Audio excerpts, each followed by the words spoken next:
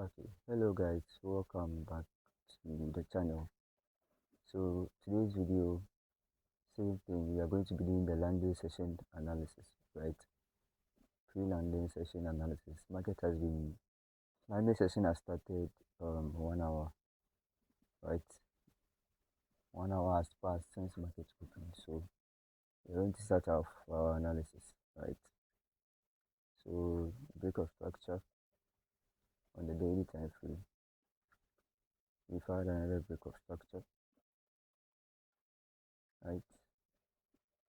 Same thing, we have our supply zone, right?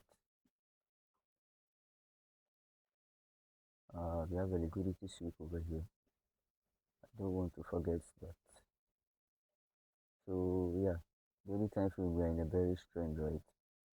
So our target is this low over here, right? We're expecting price to come down lower to this level, right? So let's drop down to the 4 hour time frame and see if we can get an entry following the bearish trend. So on the 4 hour time frame, right, price has shifted structure, showing us the intention that we are now bearish, right? We had a shift of structure over here, and we broke structure once more over here, right? And again over here. Okay, so now we have liquidity, right? Price swept liquidity behind this low, and that is what gave us the reaction to the upside. So what are we expecting? We are expecting break of structure, pullback, continuation, right? Break of structure, retracement, continuation, any of them, retracement, pullback, they are all the same. Now what causes price what causes the pullback to end, right? What causes the pullback to end is if price retraces into a key level, right? So key levels, we have something like this, the supply zone, right? A supply zone, a liquidity point, or a fair value gap, right? So if price retraces into a key level, right, and gives off a confirmation that the trend is shifting, right, that is when we begin to anticipate that the pullback has ended and we are going to get the next continuation move. So over here, let's identify our key levels, right? So for our first key level, we have this liquidity point over here. So how do I identify my liquidity point? I identify my liquidity point when we have structure like this, right? And we break structure um, to the downside, right? If price creates a structure in between the previous structure, right, the overall structure, if price creates a structure, right, I take the high of the internal structure, and that should be my liquidity point, right? Remember, there's liquidity above every structure high and low. So every structural high has liquidity, every structural high has liquidity, every structural low has liquidity. If price is moving like this, right, every low has liquidity, every low has liquidity, every low has liquidity, right, and every high also has liquidity. So that's how I identify my liquidity point. My yeah. So we have our first liquidity point, right? So what's next? What next can we identify over here? Currently, we have this fair value gap has already been retraced into. So we are not going to be using that. That is no longer valid, right? But we have an order block, a supply order block, that has not been mitigated. Right? So what do you expect gold to do? You expect gold to trace into our key levels, right? You expect it to retrace into our key levels, give us confirmation,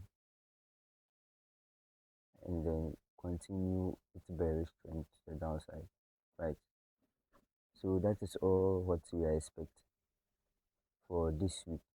The week just started, so I'm hoping by the end of the week the move will be done playing out. I don't want this to go into next week, right? So when you go to the 1 hour time frame, you can clearly see my liquidity point. I showed you guys. You can clearly see this is a structural liquidity, right? Right. Yeah. So currently you can just be following the bullish order flow. You can be following the pullback, right?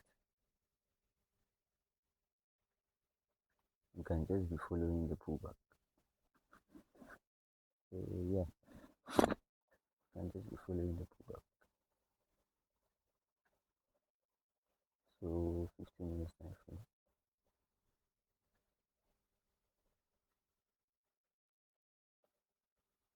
Okay. So over here you can see price has already retraced into our order block, right? We have already retraced into the order block on the 15 minutes time frame, the demand order block, and that is what has given us this reaction over here. So I expect it to continue higher all the way to the supply zone before we continue down, right? So I think that's it. We have covered all the time frames from the daily time frame to the 15 minutes time frame. So we are moving on to Euro USD.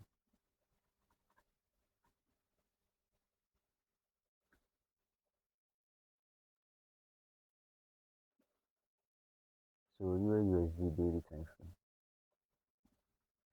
What do we have? We have our break of structure, right? And we are in the pullback phase. Right? So we have had our break of structure, price is pulling back, and then we are going to get our continuation, right? So we are going to be following the pullback on the 4 hour time frame. The line didn't show. Okay.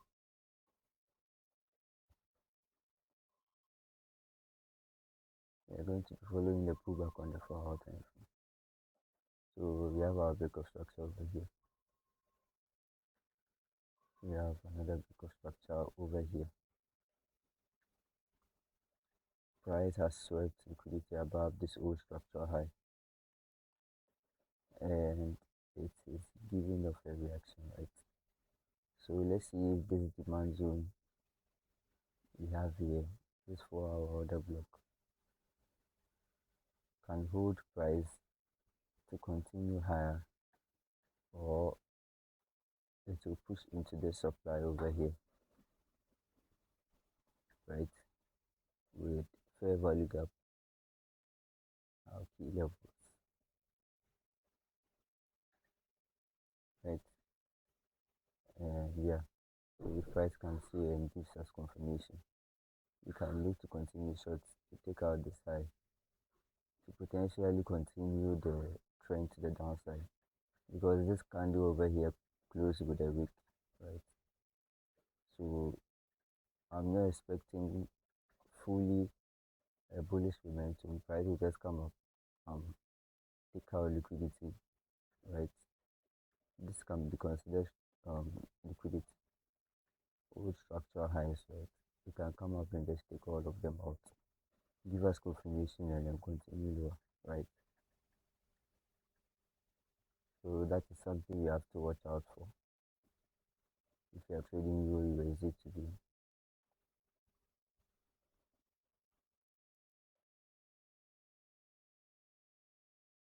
So yeah,